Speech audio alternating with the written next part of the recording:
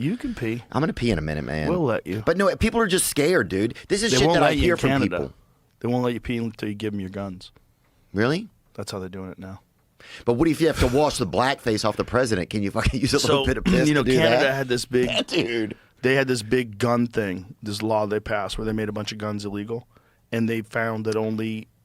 I think it's a very small percentage of people. I think it's somewhere in the neighborhood. Find out what percentage of people have complied. They don't have any guns. Oh, they do. Yeah, they do. They did. They used to. Well, a lot of hunters up there for sure. But there's a lot of recreational guns and handguns and self-defense weapons that people had that they recently made during Castro's kid when he was running the country. When they recently made this ban. I got to meet Castro one time. Did I tell you that? No, I want to hear that, but one second. But data provided by Public Safety Canada shows that of March 27, 32,406 people signed up to participate in the program. They declared a total of 57,440 firearms, roughly 42% of what was projected. But they were talking about, you know who has it on his page is Coleon Noir. He has it here. I'll send it to you because... we got to do this in Memphis, dude. It's kind of crazy. Yeah, you can't let them take away your weapons. No. Because how will you fight? How will you fight? That's a very good question. Yeah, I saw Coleon's video. Here it is. Yeah, this is it. Here, play this. Type shit right here. Numerous response? Cool. We're sending police to your house. The declaration period for firearms owners is scheduled to end next week. So far, only 2.5% of the estimated 2 million affected firearms have been declared. 2%. And 98% of firearms owners haven't made a declaration. Canada banned 2,500 types of firearms, gave gun owners until March 31st, essentially today, to declare them. 1 week before the deadline, 2.5% compliance. 2.5. That's not a slow rollout. That's a full-on rejection. So if they're not declaring by next week, what's your plan, Minister? The plan we have is, as of March the 31st, the time to complete the enrollment will be done, and then the RCMP and other agencies will be available throughout the spring and the summer to do the collection. The collection? Wow. Do the collection. Like he's speaking about dry cleaning, not firearms, not property that belonged to law-abiding citizens before the government decided it didn't anymore. So, Minister, you're saying that RCMP members, we just heard an Auditor General report saying we're short 3,400 members. We're dealing with a wave of violent crime across this country. And you're saying that your plan is over the spring and the summer to deploy RCMP officers to go door-to-door to firearms owners and seize their firearms? So this is a voluntary program, Mr. Lloyd, as you're aware.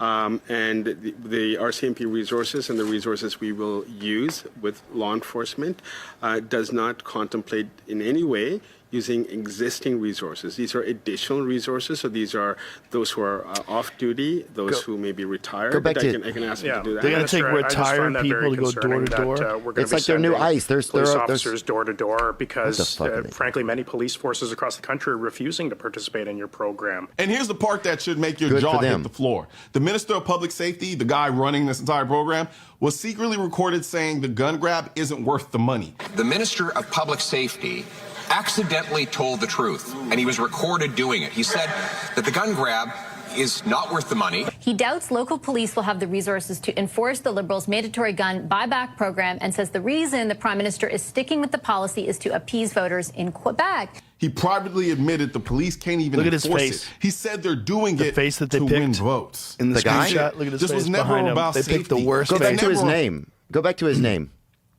If you can, it was Adesanagary. Whatever his name is. But here's what I'm saying. I want him to go door to door. Yeah. You go door to door. You go door to door and do this shit. You go door to door, bitch. But dude, you want to do that?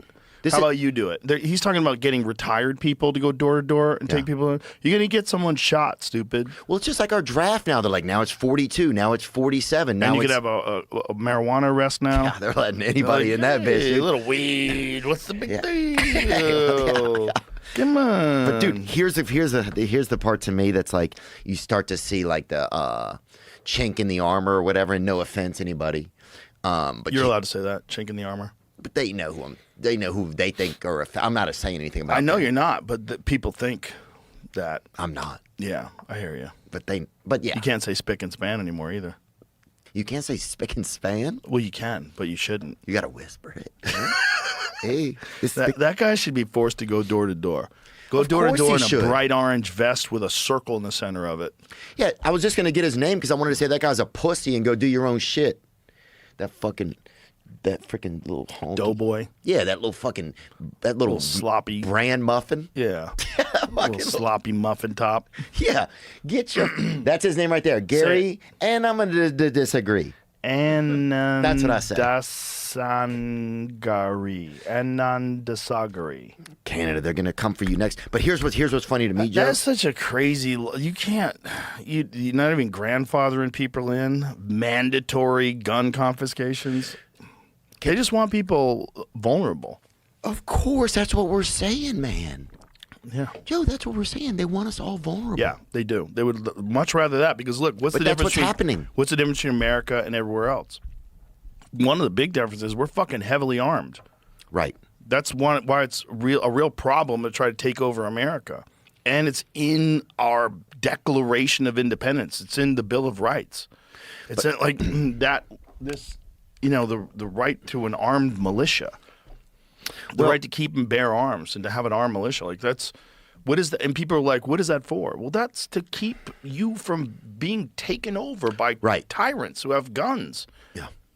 Well, here's one thing that's interesting to me is like RFK was on not long ago and he was saying that 75%, and I could be off by a few percent, of young men aren't eligible for military service. Yeah. So this is the hilarious part.